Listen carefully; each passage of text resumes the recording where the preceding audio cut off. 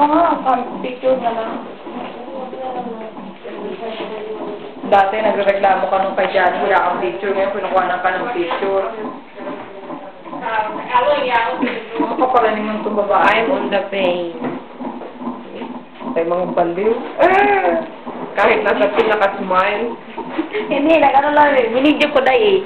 Nakalimutan ko pa ngayon. Buti nga nakatutbrush pa ako. Kaya sabi ko kay Jan, naibigyato ko. Ala, nakalimutan ko yata yung one. Damit? Damit na hinangal ko yung pula. Oo. Di ba hinangal ko doon? Andun pa yun. Oo. Hinangal mo pa yung... Nagbibideo pati sarili na binibideo. Siyempre. Ayan. Tama na siguro yan, no? Tama na yung bata.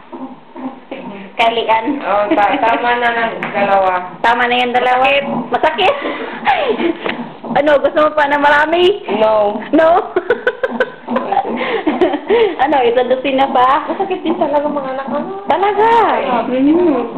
Kundi doon, kundi sarap-sarap ka, tapos ngayon. Hindi ko ilang pa gusto mo, Leia. Marami pa. Nagsasalita yan ngayon, groggy yan ba? Oo. Gamot yan. Gamot yan eh. May gamot ka dahil, binigyan ka ng gamot? Hindi yung pangkalang ng May binigyan ka sa likod? Hindi pa. Ah, wala pa.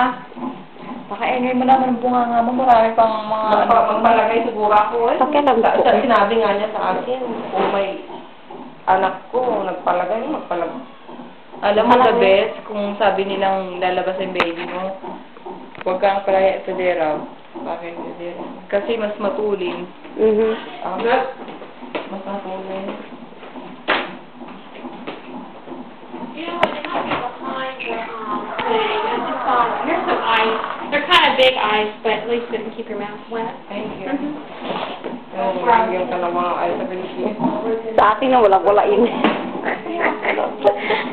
Doble pa kasama mo. So, tanongin ka nila kung gusto mo panoorin yung sarili mo.